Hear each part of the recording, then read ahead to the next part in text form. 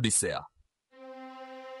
Už samotné jméno v nás evokuje dávné časy a cesty plné nebezpečí a bájných tvorů. Tento hrdinský epos připisovaný Homérovi fascinuje lidstvo po tisíciletí. Odysseus, symbol lidského úsilí, hledání vlastní identity, síla osudu a boj člověka s přírodou. Prostřednictvím Odysseusových zkoušek nám Odyssea připomíná nezlomnou sílu lidského ducha. Navštivte tento týden stránky našich partnerů. Odkazy najdete v popisku. I když nás Odyssea zavádí do světa bájí, v jejím srdci nacházíme hluboce lidský příběh. Odysseus, král Itaky, touží jen po jediné věci. Po letech bojů se vrátit domů. Jeho cesta plná nástrah a mravních dilemat ho navždy promění. Odyssea je jako zrcadlo.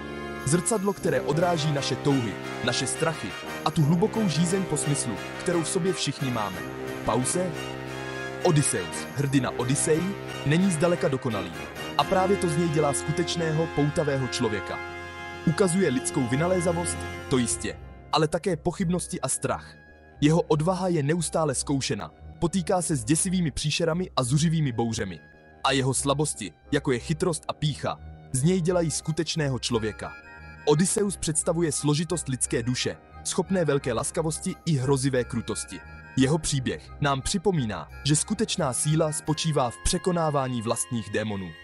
Pauze. Paces. Odysseus překonává překážky díky své bystrosti. Je to chytrý bojovník, který se nebojí použít lest a triky k poražení nepřátel. Příběh o jednookém obru Polyfemovi je skvělým příkladem Odysseovy vychytralosti.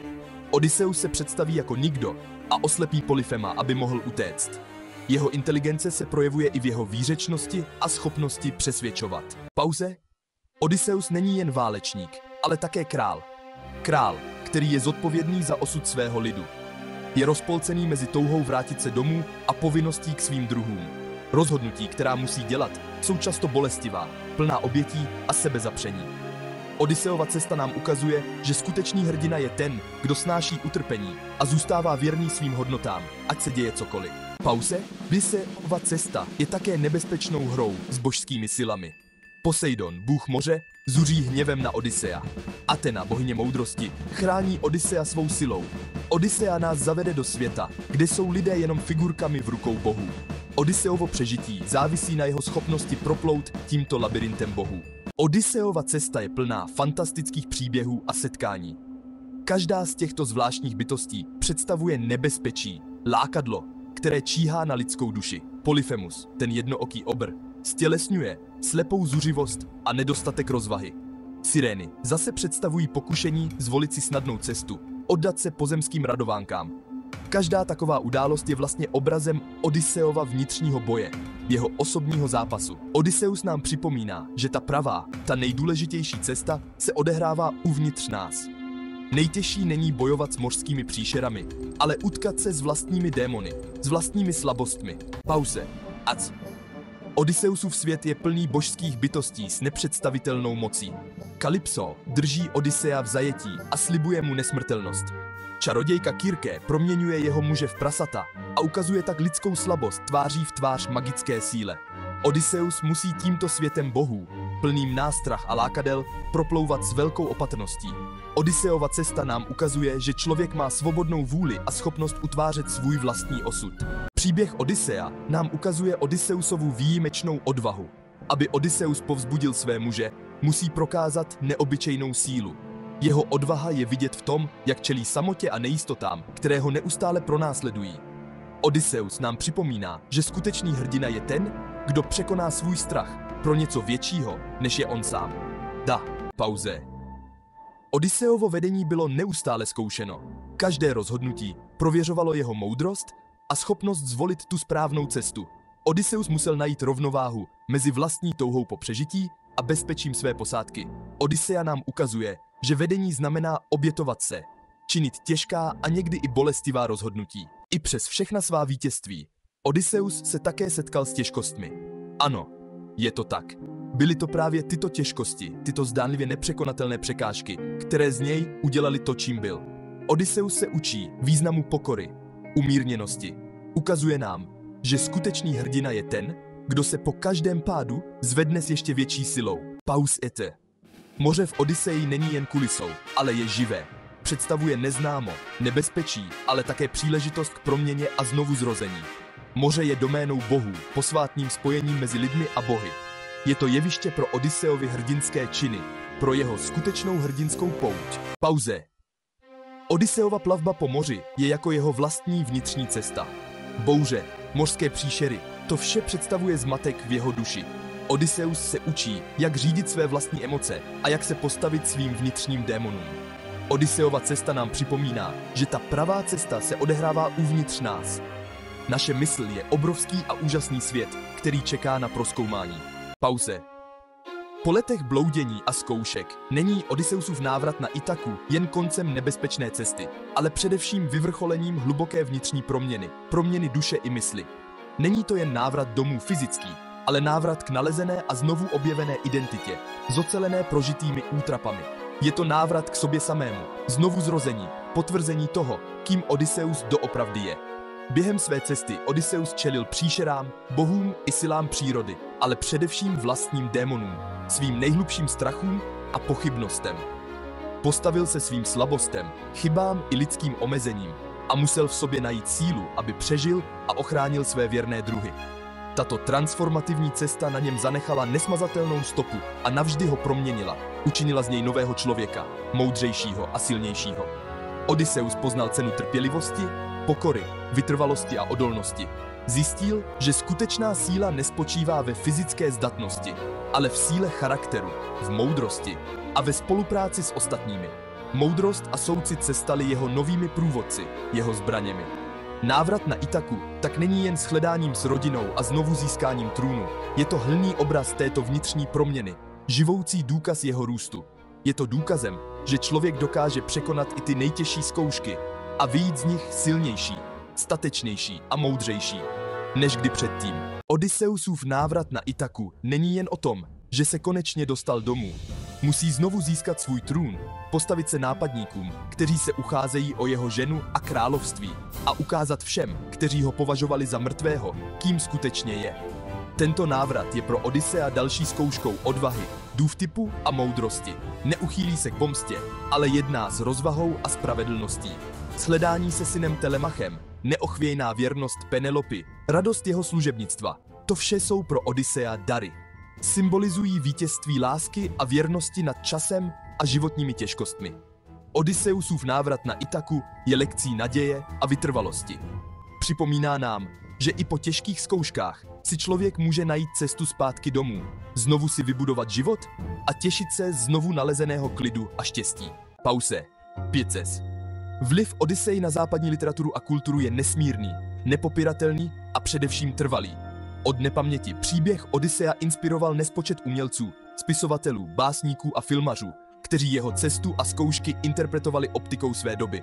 Od řeckých tragédií po moderní romány, přes operu až po hollywoodské filmy, Odysseia se stala jakýmsi univerzálním příběhem, modelem pro zkoumání témat, jako je dobrodružství, hledání sebe sama a touha po návratu domů.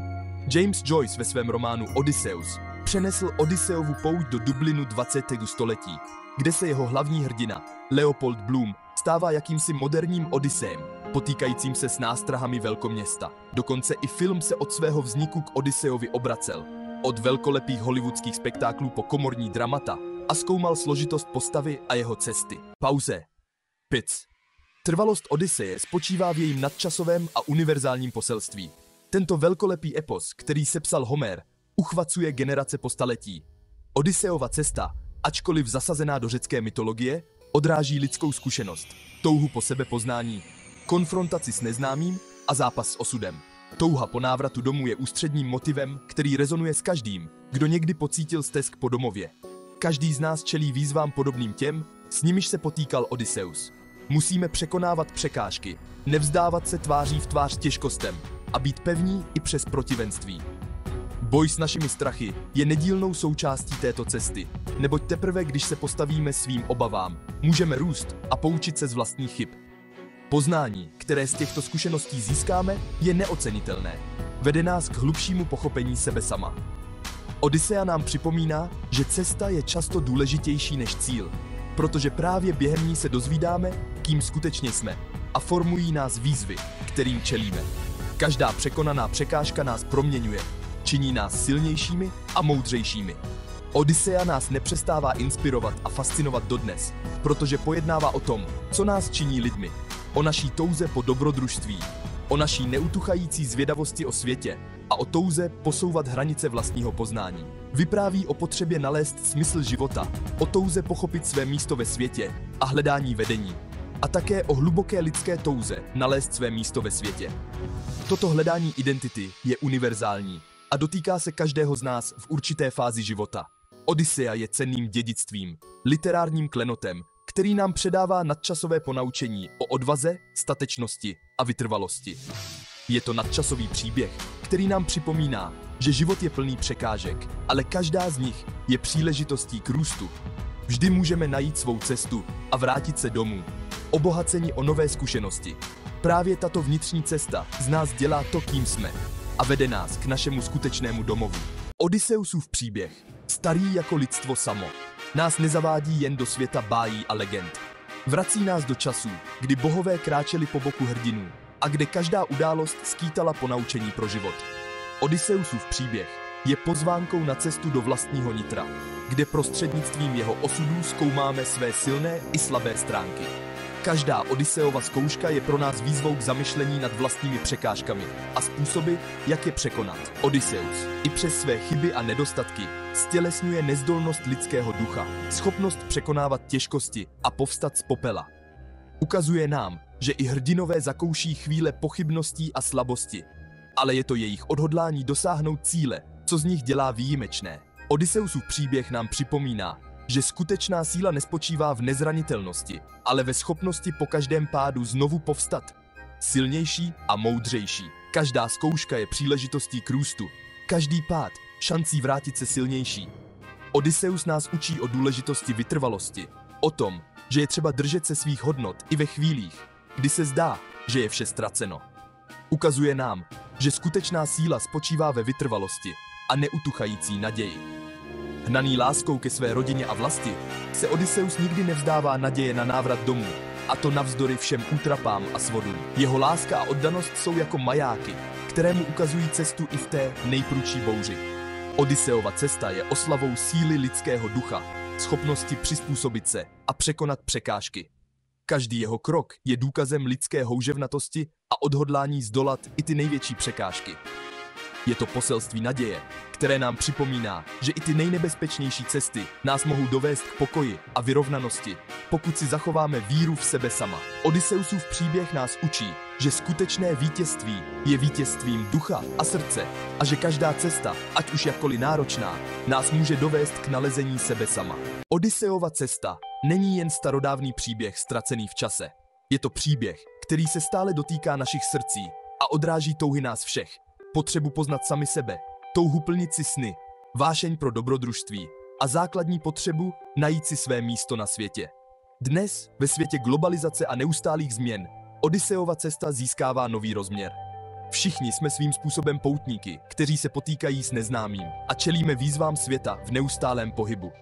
Odysseova cesta nás povzbuzuje k tomu, abychom se nebáli nejistoty, sbírali odvahu a čelili ranám osudu a nikdy se nevzdávali svých vnitřních tužeb. Je to výzva k dobrodružství, k objevování sebe sama a světa kolem nás, aniž bychom zapomínali na důležitost návratu domů, sdílení s ostatními a předávání toho, co jsme se naučili. Ať je vaše cesta plná poučení, setkání a objevů. Nezapomeňte, že nejkrásnější cesty jsou často ty, které nám umožňují znovu se poznat, obohaceni o nové zážitky. Když přemýšlíme o nadčasové cestě Odyssea, vidíme, že podstata jeho Odysseje je v nás všech. Touha najít si vlastní cestu, touha splnit si sny, žízeň po dobrodružství a touha po návratu domů jsou to univerzální touhy, které překračují hranice času. V dnešním světě, poznamenaném globalizací a neustálými změnami, Odysseova cesta získává nový rozměr. My všichni jsme svým způsobem cestovateli, kteří se setkávají s neznámým a překonávají výzvy v neustále se měnícím světě. Odysseia nás učí být otevření nejistotě, být stateční tváří v tvář překážkám a neustále usilovat o naplnění našich nejhlubších tužeb. Je to výzva k dobrodružství, k poznání sebe sama a světa kolem nás, aniž bychom zapomněli na důležitost návratu, sdílení a předávání našich zkušeností. Ať je vaše Odyseja plná ponaučení, setkání a objevů. Pamatujte, že nejkrásnější cesta je často ta, která nám umožňuje znovu se objevit, transformování zážitky. Děkujeme, že jste se k nám připojili na této cestě zkoumání nadčasového příběhu Odyssea. Pokud vás tato cesta oslovila, nezapomeňte dát videu like, přihlásit se k odběru našeho kanálu a sdílet ho s ostatními. Vaše podpora nám pomáhá vytvářet lepší obsah. Přidejte se k nám na novém dobrodružství, vedený moudrostí starověku a příslibem budoucnosti. Klikněte na tlačítka níže a přihlaste se k odběru našeho kanálu a sdílejte tento film s dalšími badateli. Ať je duch Odyssea s námi vždy v srdci i v mysli. Brzy na viděnou a ať je vaše cesta plná odvahy, objevování a proměny. Dejte like, přihlaste se k odběru, sdílejte. Nezapomeňte se podívat na náš playlist a objevit další filmy, které by se vám mohly líbit. Přihlásit se k odběru, sdílet. Pokud se vám tento film líbil, podívejte se do popisu videa na speciální materiály a nabídky, vytvořené speciálně pro vás.